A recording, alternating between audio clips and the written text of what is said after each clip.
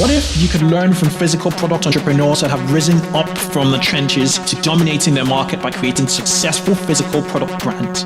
Well, this podcast is hosted by me, Cabell, and it's about breaking the mold to becoming a smarter, savvier, and better product entrepreneur. You discover how to take physical products from concept through launch and to scaling up from physical product entrepreneurs who've taken their revolutionary ideas to 1 million, 10 million, and 50 million plus in revenue businesses. You'll also join me on my journey to build $1 million physical product brand business in a year, where we both will learn about crowdfunding, selling to retail chains, launching through marketplaces like Amazon, strategic partnerships, publicity, celebrity endorsements, and selling direct to consumers. So if you're creating or building a brand in the consumer packaged goods space, in fashion and apparel, business products, or any physical product niche, listen in because we have you covered. Join the fast track to physical product business success. This is the Physical Product Business Podcast.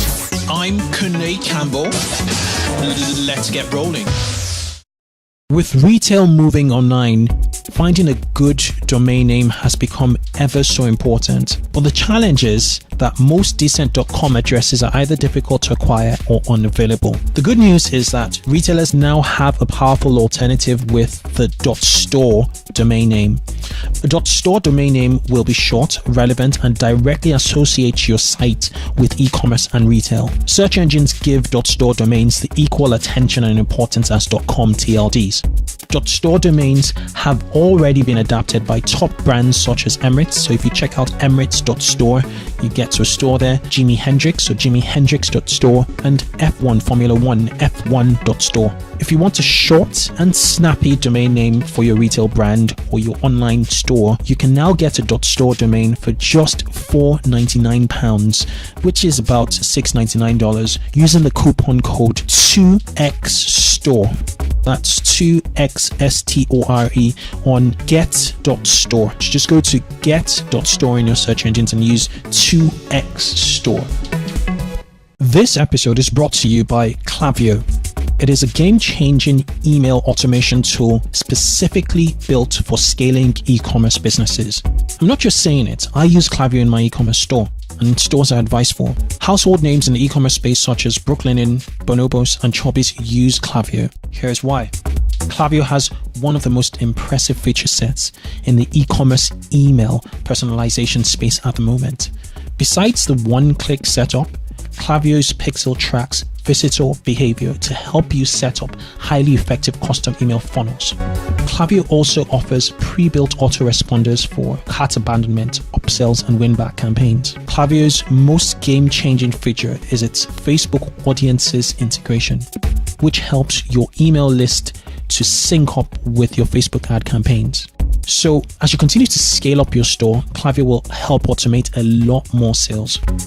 Try Klaviyo today on klaviyo.com, spelt Klaviyo.com. Hi guys, welcome to the 2X e-commerce podcast show. This is the sister show with the Physical Product Business podcast show, and on this episode it's quite special. If for our regular listeners, back in episode 2 of the Physical Product Business podcast, I had a chap by the name of Scott Gabrielson, who was a founder of Oliver Cable, one of the most downloaded episodes on this show. A lot of you found what he said quite interesting, his perspective, his fresh perspective on transparent pricing in e-commerce, in retail, quite refreshing. And for some reason I'm seeing loads, and I'd been seeing, and I still see loads and loads of downloads of that particular episode. Well, he has news for us on this episode. Not only that, his company Oliver Cable is progressing quite nicely, better than where he was the last time, even with the success he had managed to garner at the time. And on today's episode I have him again. This is actually my first repeat guest on the show, and I'm really super excited to have Scott on the show. Welcome, Scott. Hi, Conley. Nice to chat with you, and thanks for having me back. Fantastic. Okay, before we start, what have you been up to? It's quite an open-ended question. A lot of things, primarily two things. One is that we just closed a pretty substantial round of financing of $1.2 million US dollars. Congratulations. Yeah, thank you. And secondly is that we are expanding categories. We're moving into footwear for a variety of reasons that we can discuss shortly. Okay. So you started out with bags predominantly at the time, and then you did a few duffel bags. You never went into the suitcases. It was more, small bags and travel bags. Is that right? Yes, that's correct. Yep. Okay. Where do we start? I have been following you. I've been following the brand. I'm part of your email list.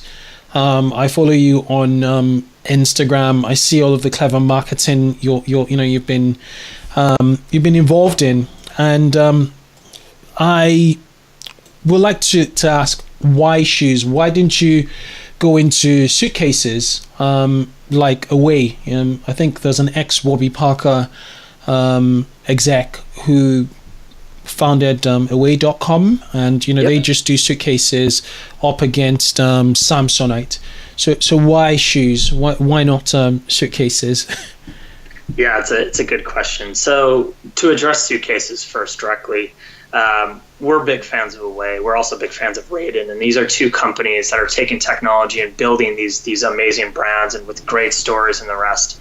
For us, we have focused a lot of energy around quality and design and the rest, and we do primarily most of our production in Europe. That's where our sort of knowledge base has been based. That is not where high-end suitcases are made. There's really 3 factories in the world that are making those. They're all primarily based in Asia, which is fine, and they're great quality and everything else, but it just kind of goes against what we know of European production, European sourcing, leather goods sourcing, and the rest. If we were going to go into suitcases, it's a completely new set of products and challenges and everything else, and it didn't feel sort of as natural. So with footwear, all of our bags are made in this area of Italy. It's called the Marche region. It's near the Adriatic Sea, and this is probably the most famous place in the world that really high-end footwear is being made. So right when we started producing bags and understanding who the factories were and everything else, we were seeing some of our favorite brands of footwear being produced there, and we really got to understand what that meant, what the production looked like, and what the manufacturing looked like, just being so close to it. We've spent a lot of time understanding leather and what that means and how to source the best. And this really well translated into footwear as well. So we often saw a lot of these brands that were producing both these categories as sort of complements to each other. For us, they were interesting for a variety of reasons. From the purely product side of things, they both can be unisex. They both really are dependent on complex and high quality production, which we are familiar with. And they also had very different elements that were very, very different than what we are currently doing. So there was different sizing, but there was also the fact that it was an accessory that was commanding a lot of discretionary income from customers. So with our bags, for instance, most of our customer base are having these items and are using them when they're traveling, and they're using them for 10 to 15 years is the hopes, right? That's the quality that we built them around. With footwear, it's very, very different. This is something that people use in their everyday lives, and this is something that people often purchase a lot of, if they might be a collector or they might just be really interest shoes, if you will. So we found them very complementary in that regard. It also allowed us to really release a lot more product than kind of what we were previously doing, just given the fact that this is a category and a sort of styling that is really built around hypes and drops and having new iterations on product and different silhouettes and the rest. So we found a very interesting category to go into. So 2 questions, just digging deep into shoes. What kind of shoes are you going to be releasing to the market, and what kind of price point? Are you still tapping into your customer base? Who is your customer? So our customer is, we can consider it a millennial, if you will, but that's really more of like a psycho mentality in the sense that they're digitally native. They are, often in larger metropolitan cities, but that's not what separates them. It's really the focus for our customers is understanding what products they're buying and who they're buying them from. Okay. And I think that was in the first episode, something that we discussed quite a bit is storytelling and telling about what your brand means beyond just what the product is. It's one way to really build a much deeper and richer brand, and we've seen our customer base be much more interested in that as well. In your story. And that translates ages. We have customers in all ages and really all income levels as well. Okay. But it's really a mentality that we've seen with our customers. And then what kind of shoes are you going into? You're going to be manufacturing? So we'll be releasing our initial collection is going to be around sneakers. So it's going to have a very similar styling, design aesthetic. Masculine or feminine? Both. It will be essentially unisex styling with new styles that will be catered to each gender as well. Okay. And we'll be releasing a bit of more formal footwear, but we found sneakers to be, high-end, high-quality sneakers is something that's starting to translate more into people's wardrobes more than they used to.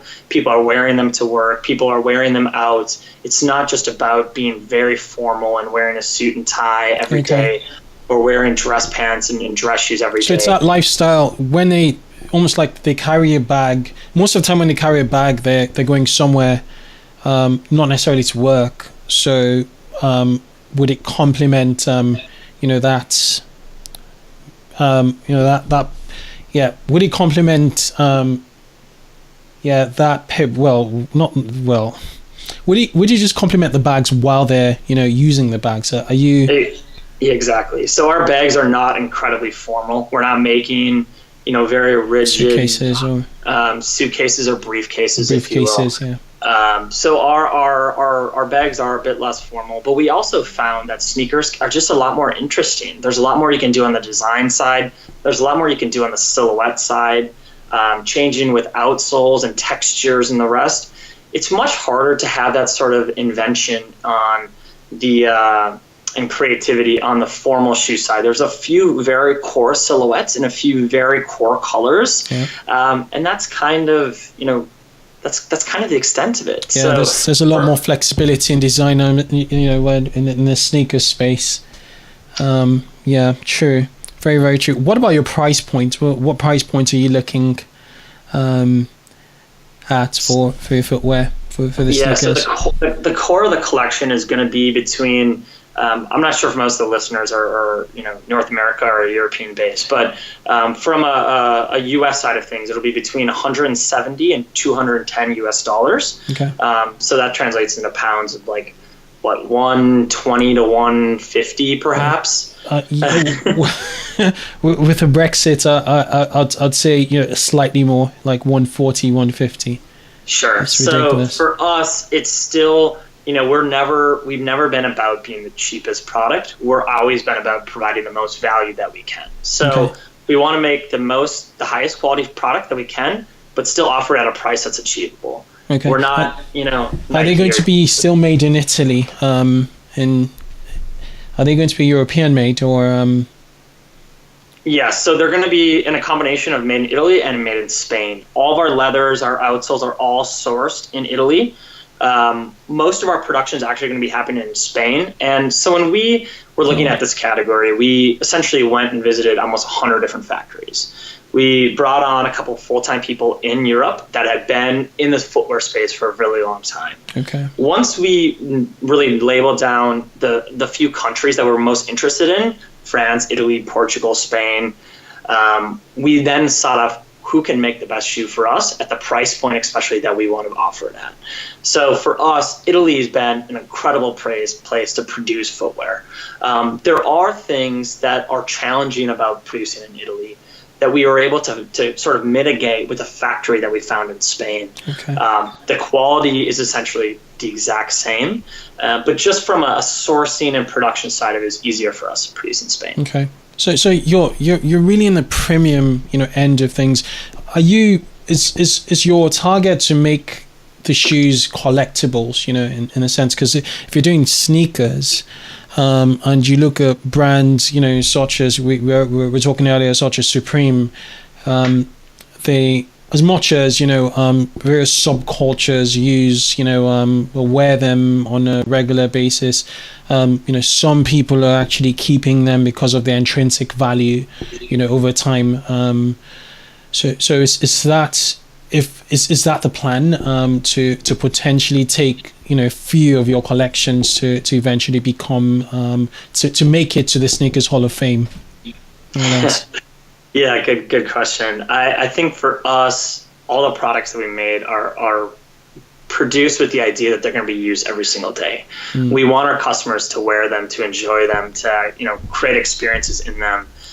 Shoes are one of the most important things that you wear, from a health standpoint, from an identity standpoint. It says a lot about you, and we want to produce things that say a lot about you. We don't want to have them sitting in a shoebox in your closet and never worn. With that said, we are producing a lot of different styles over the next year, and we're going to be doing a lot of different collaborations. With both those things comes, smaller runs on some things that will never be replenished. So if there's a certain styling or collaboration that's most interesting and gets a lot of hype and interest, perhaps it will become something that is coveted or the rest. But we're not going into that with that intent. We're going into it with the intent of, if we're working with a certain partner or we're building a certain style, it's only because we think it's going to be the most interesting to our customer and nothing else. There's nothing about, we don't pick a customer based on, there's a lot of hype around this brand. Maybe it doesn't work perfectly with us, but we know that we can get a lot of hype around it. That's not how we make decisions with who we partner with. Okay. Before we get into your investor, because 1.2 million for a physical products business is quite substantial given your age. I'd like to talk about what your marketing plans are. This is quite unique. It's a luxury sneaker brand, a luxury footwear sub brand under Oliver Cabell. You've got lots of brand equity up until now. How do you intend positioning the new footwear brand, Oliver Cabell? Do you intend using celebrities? Is it still going to be social? You're going to be working with influencers? These are things people wear every day. What's your target repeat? Your target repeat business numbers in terms of how many returning customers you're looking for, and in what kind of window? Yeah, so for the sort of repeat customer side of things, we've seen those that are interested in our brand really become loyalists, and they really want more product to come. And that's a big part of the funding and the growth that we have going forward. We hope that we'll be introducing enough styles. Well, there will be things that are really interesting to our customer base that they do want to repeat and are really interested in what we're doing. From a sort of positioning side of things, we do not find celebrities to be a great way to build a lot of brand equity, as it really relies on someone else and what their story is and what their sort of megaphone is. We've often seen celebrities, people are people, and things happen. We don't want to rely our equity on someone else's actions and the rest. So we find it much more interesting to work with, we can call them influencers, but there's really anyone who sort of has a megaphone in their sort of industry or specific area of expertise. This could be designers to certain creatives to photographers to illustrators and the rest.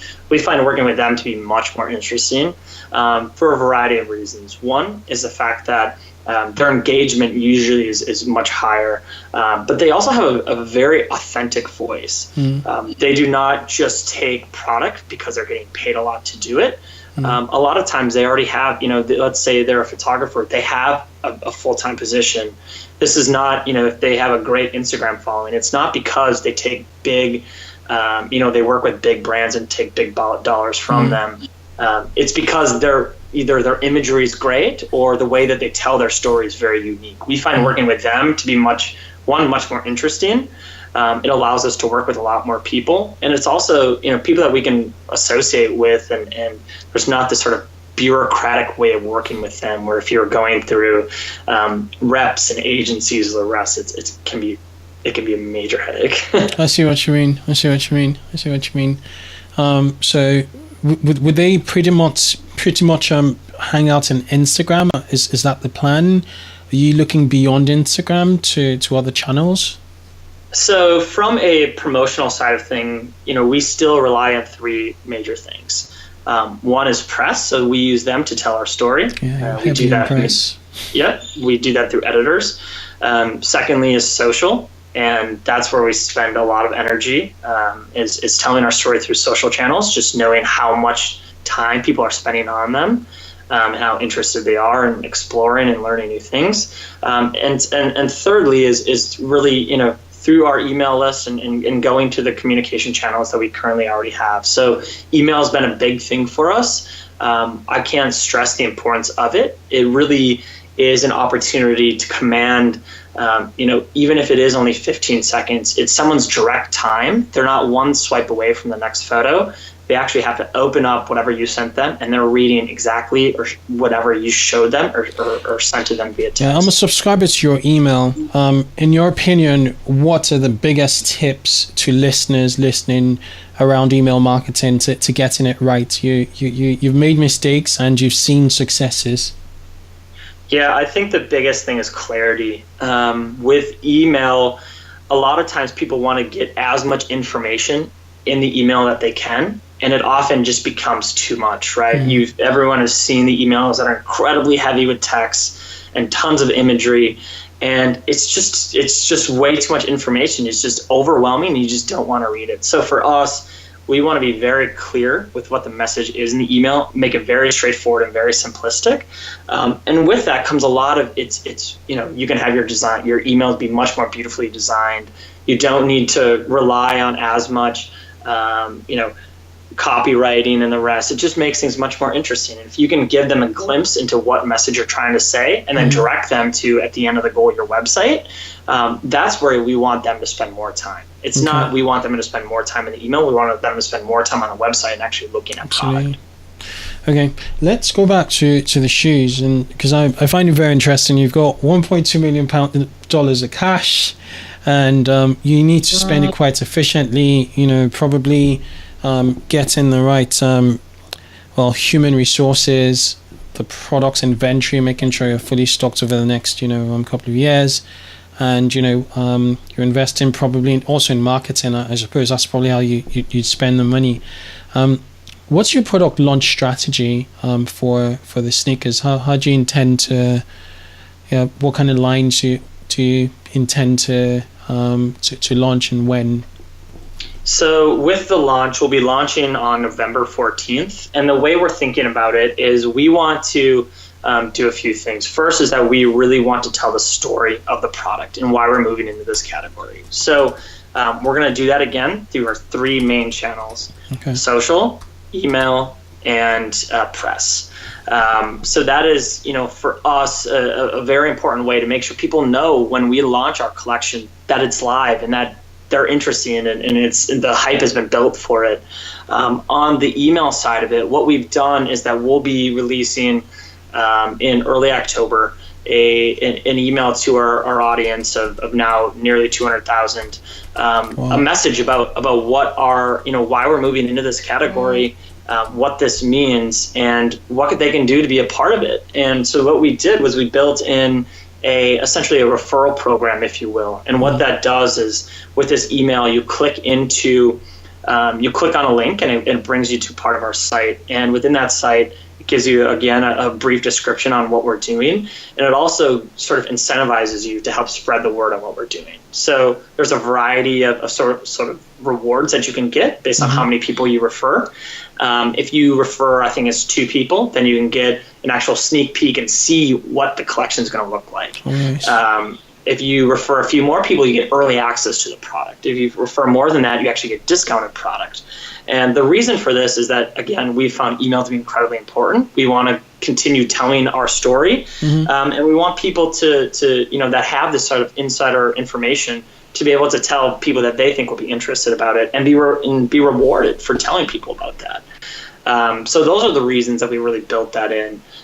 From a sort of promotional side, post-launch, what we're doing is a sort of unique way that we're going to be releasing styling. So the fact that we do not sell through wholesale and we do not work on a seasonal basis, we need to think about how we want to release new styles and new products. And what we've decided to do is we're actually going to be releasing new styles every single week.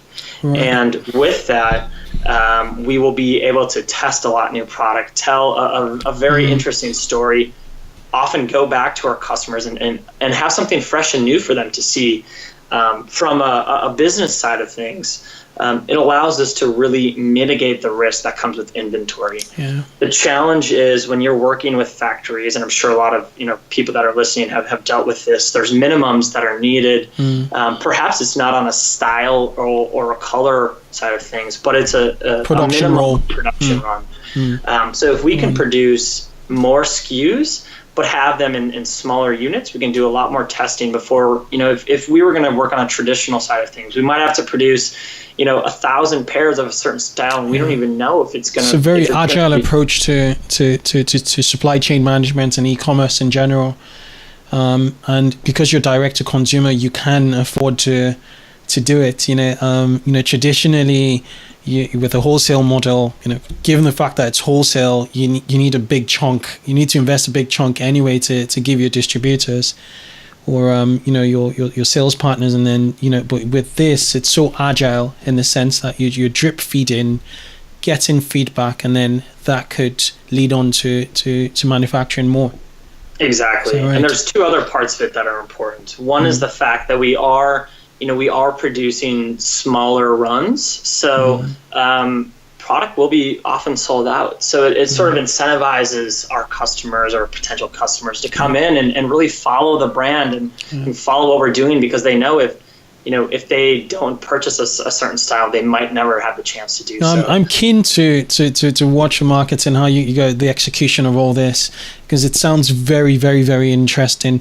Because you're kind of taking a software approach, to this, with this agile, approach to web development, or to software building. You build things in chunks, in small chunks, to a big.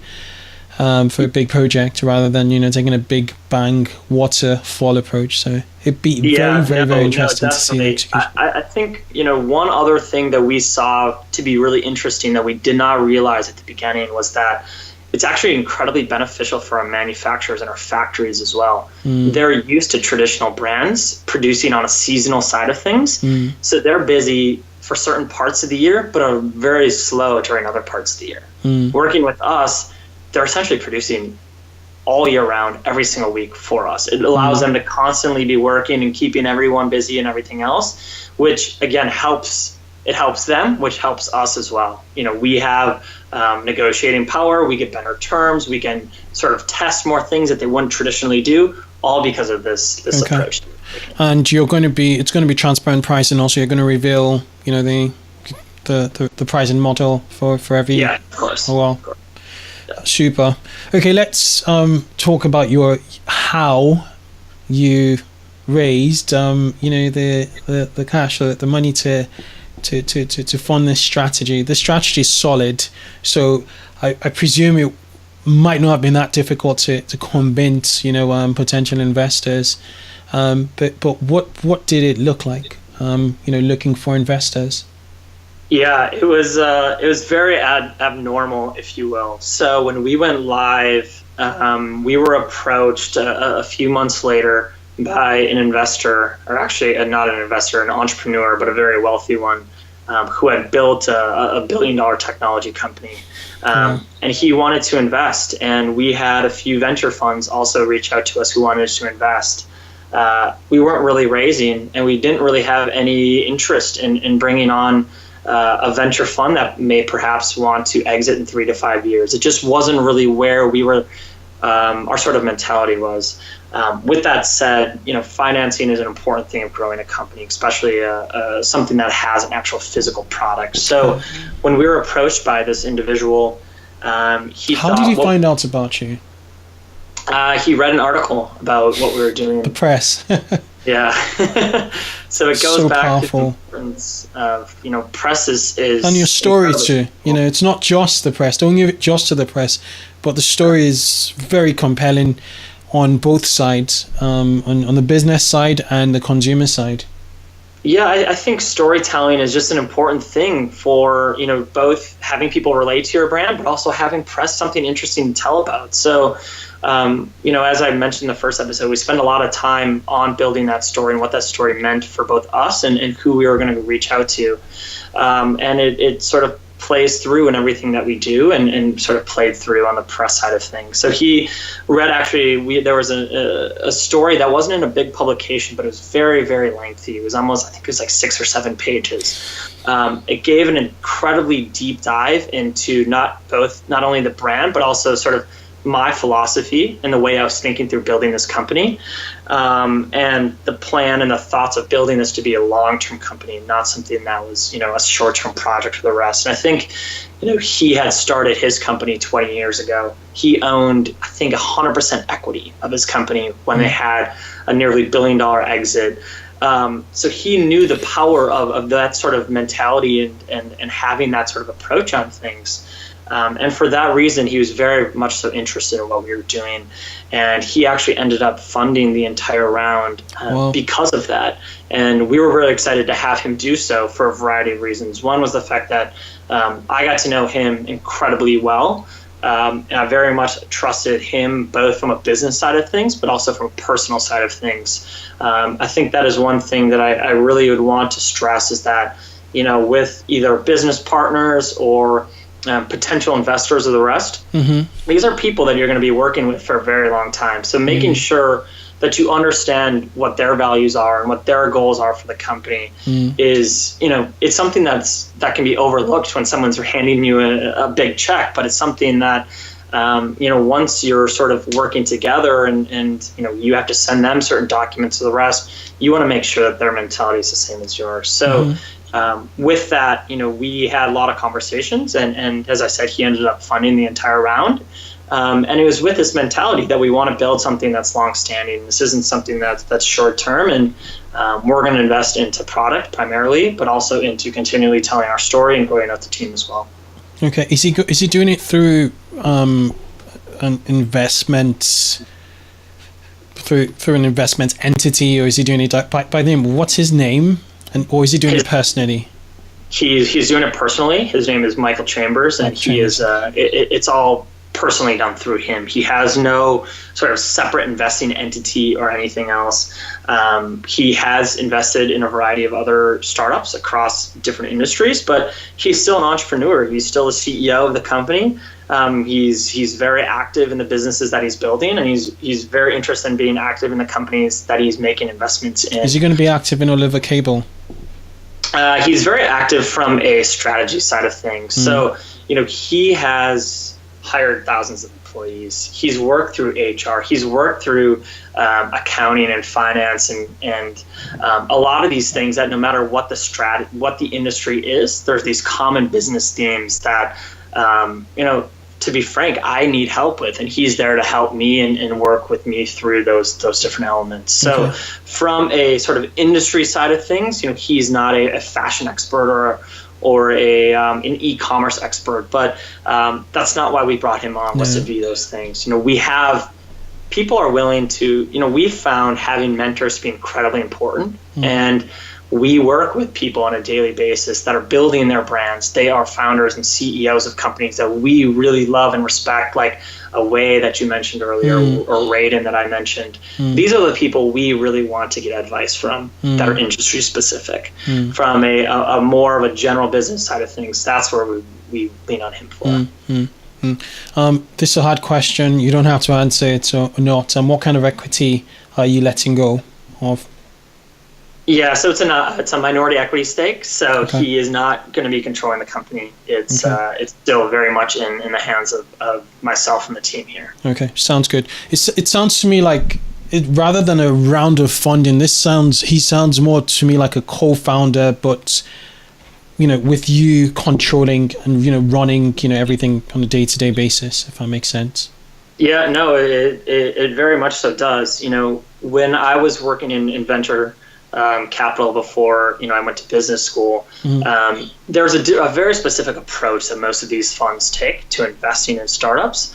And while it's often said that they're long-term focused, the reality is the way that their businesses are set up is that they have investors in their companies, their funds, and they need to get them returns. If they don't get them returns, then they're not going to be able to go raise the next round of funding.